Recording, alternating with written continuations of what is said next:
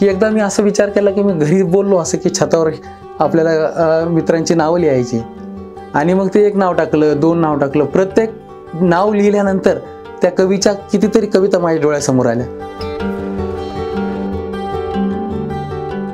कविता नातं जोडण्याचंच काम करत जाते. कवितेनं माणसं जुळत जातात, म्हणून मला जोडणारी प्रत्येक गोष्ट आवडत गेली. मग या सगळ्या लोकांना आपण आदर्श तर मानू शकतो ना, म्हणून ते नावं त्यांची छतावर लिहिली. मग आधी पत्र होते, याच्यावर पत्रावर जमत नव्हतं हे सगळं करणं. POPची सिलिंग केली, आणि POPची सिलिंग केल्यानंतर सगळ्यात आधी डॉक्टर समाधान इंगळे सरांचं नाव लिहिलं. खूप आनंद वाटला, खूप मित्र आहे जवळचा. मग त्यांचं नाव लिहिल्यानंतर नांदेडकरांचं लिहिलं, रवी कोरडेचं लिहिलं. ही सगळी जरी माझं शिक्षण कमी असल्यामुळं मी त्यांच्या बरोबरीचा नव्हतो, पण ह्या कवितेनं आम्हाला एका ताटात जीव घातलं, आणि कवितेनं एकमेकांवर प्रेम करायला शिकवलं. या सगळ्या ह्याच्यामध्ये माझं कुटुंब माझ्या पाठीशीच होतं, की तुला काय करायचं कर. त्यांना कौतुक वाटायचं की लोक यायला लागले, जायला लागले. सगळं ते इतकं काही कवितेच्या प्रेमात मी वाहून गेलो की मग समजा की साबेर हाकाची कविता वाचली. साबेर हाका इराणचा कवी होता, मराठी अनुवाद होता इथं, पण मी त्याच्या खूप प्रेमात पडलो. नंतर नागराज मंजुळे सरांचा उन्हाच्या काटाविरुद्ध हा कविता संग्रह वाचला आणि भन्नाट आवडला. नंतर तो डायरेक्टर वगैरे हे नंतरचे भाग आहे, मूळ आधी कवी महत्त्वाचा आहे, म्हणून सगळ्या गोष्टी त्या पुढच्या होत्या. त्यांच्या कविता मला खूप आवडायला लागल्या.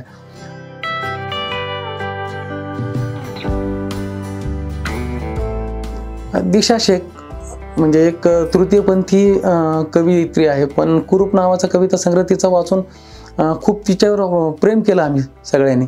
महाराष्ट्रभर तिचं खूप कौतुक होतं, आणि जेव्हा कधी आम्ही सगळे मिळून कविता वाचतो वगैरे, तर मग मला असं वाटतं की या लोकांचा आपण उल्लेख करायला पाहिजे कुठेतरी. आणि हा सगळा प्रवास करताना ह्या सगळ्या मित्रांच्या कविता वाचायचो. आधी ह्या घरावर सगळ्या कविता लिहून ठेवल्या होत्या आम्ही.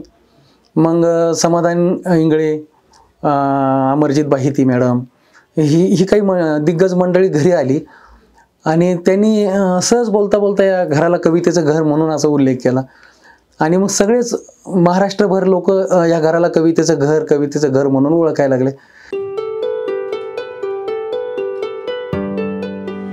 जरी माझं परिस्थितीनं शिक्षण झालं नसलं तरी ही सगळी शिकली सवरली लोक माझ्या पदरात टाकण्याचं काम फक्त कवितेमुळे झालेलं आहे. मग जे काम कवितेनं मला इतकं जर दिलंय, तर मी तिचं काहीच फेडू शकत नाही ना. मग मी तिचं धुरा वाहणाऱ्या लोकांची नावं जर छतावर लिहिलं, याचं काही नवल नाही मला. तर कौतुक मला माझ्या एकट्याचं काहीच वाटलं नाही. मला असं वाटलं की प्रत्येक नावाचा सन्मान होतोय.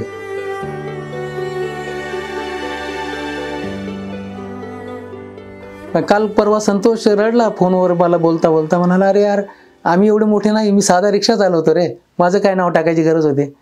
पण नाही, त्याची ओळ मोठी आहे. देवीदास सौदागर टेलर आहे. आज टेलर लोकांचा धंदा किती बुडालेला आहे हे तुम्हाला आम्हाला माहिती आहे रेडीमेडच्या काळामध्ये. तो मित्र त्या दिवशी बोलताना लिहितो, म्हणतो, यार की नातं असो की जीर्ण झालेलं कापड असो, शिवता आलं पाहिजे.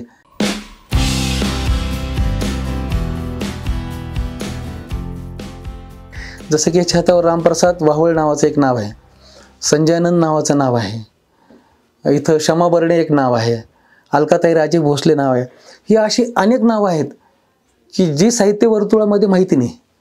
म्हणजे जसं की संतोष नारायणकरची रिक्षा चालवणारा साधा पोरगा, माझ्यासारखा माझा चेहरा असलेला मुलगा, जेव्हा कविता लिहितो, ऐका ऐका दोस्तानो माय बापाची कहाणी, बाप नारळ खोबर माय नारळाचं पाणी. किती मोठी वळलेली संतोषने. आज फमू शिंदे सारखे, ऋषिकेश कांबळे सारखे, दासू वैद्य सारखे ही लोक ह्या छोट्याशा घरात, ही झोपडपट्टी, ही वस्ती आहे, बौद्धवाडा ही वस्ती आहे. ह्या वस्तीत येऊन जर माझ्या घरी येऊन बसून चहा पाणी घेऊन जातात, ते कशामुळे? कवितेमुळे झालं ना.